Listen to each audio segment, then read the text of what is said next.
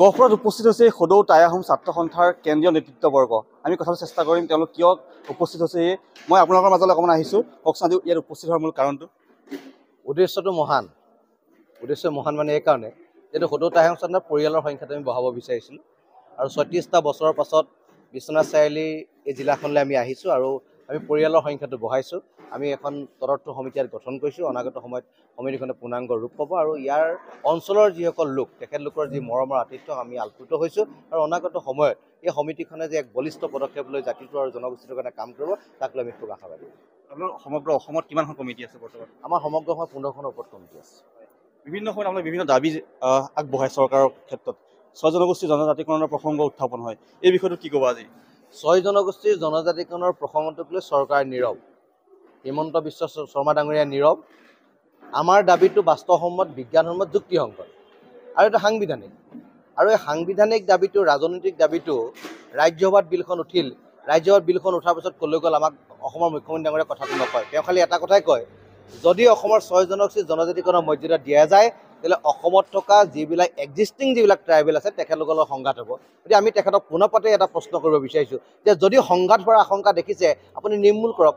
অসমৰ ৰজা আপোনাক পাতিছোঁ, গণতান্ত্ৰিক দেশৰ ৰজা আপোনাক পাতিছোঁ, গতিকে আপোনাৰ দায়িত্ব যে প্ৰজা সুৰক্ষা দিয়াটো আপোনাৰ দায়িত্ব। কোনোবাই যদি বিদ্ৰোহ কৰে, বিদ্ৰোহ দমন কৰাটো আপোনাৰ দায়িত্ব। গতিকে সাংবিধানিক যিটো অধিকাৰ, ৰাজনৈতিক যিটো অধিকাৰ, যিটো আমাৰ গণতান্ত্ৰিক যি অধিকাৰ, সেই অধিকাৰৰ পৰা কোনো আমাক বঞ্চিত কৰিব নোৱাৰে।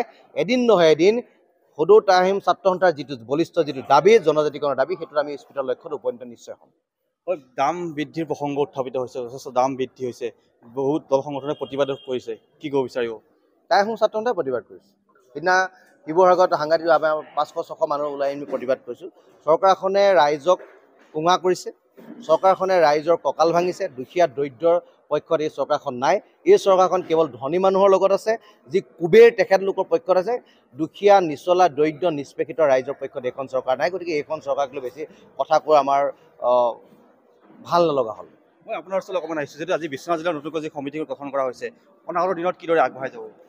আমি আশাবাদী যে নতুনকৈ গঠিত হোৱা বিশ্বনাথ চাৰিআলি জিলা সমিতিখনে টাই আহোম ছাত্ৰ সন্থাৰ সংগ্ৰামখনক এক মাইলৰ খুঁটি হিচাপে চিহ্নিত হ'ব আৰু টাই আহোম ছাত্ৰ সন্থাৰ যিটো দাবী ৰাজনৈতিকভাৱে আমি সুৰক্ষিত হোৱা, যিহেতু টাই আহোমৰ আমাৰ যিটো টাই থাল আছে তাৰ উত্তৰ পূৰ্বাঞ্চলত বা ভাৰতত বসবাস কৰা ৬টা থালৰ ভিতৰত 5টা থালে ইতিমধ্যে জনজাতি মৰ্যাদা লাভ কৰি আছে, কিন্তু টাই আহোমসকল ক'ৰবাত কেনেবাকৈ বঞ্চিত হৈ গ'ল।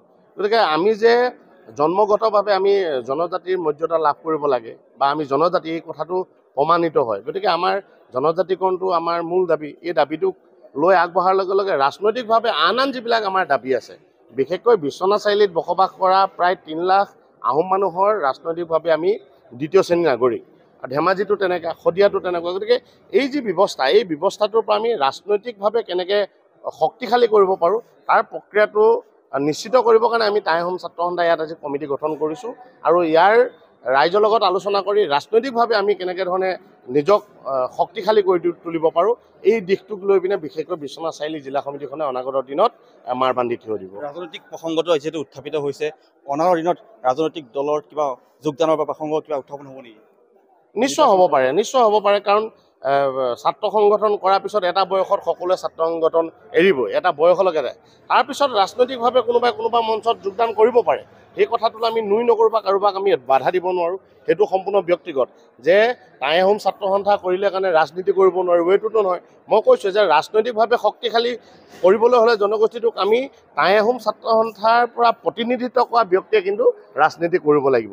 আমাৰ আহোমৰ প্ৰতিনিধি বহুত আছে, তেখেতলোকে আহোম জনগোষ্ঠীটো হৈ কিমান মাত মাতিছে সেইটো কিন্তু বৰ্তমান সময়ত লক্ষণীয়, সকলোৱে চাই আছে। গতিকে মই ভাবোঁ আটাচুৰ মজিয়াৰ পৰা যিসকলে গৈ ৰাজনীতি মঞ্চখনত নিজৰ নাম কমাব সেইজনেহে কিন্তু জনগোষ্ঠীটোৰ ৰাজনৈতিক স্বাৰ্থত মান মাতিব বুলি আমি আশাবাদী। নিশ্চয় এয়া আছিলে টাই আহোম ছাত্ৰ সন্থাৰ কেন্দ্ৰীয় নেতৃত্ববৰ্গ আৰু গহপুৰত উপস্থিত হৈছে আৰু নৱনিৰ্মিত যি বিশ্বনাথ জিলাৰ যি কমিটিখন গঠন কৰা হৈছে আৰু আমি তেওঁলোকৰ কিছু কথা চেষ্টা কৰিলোঁ।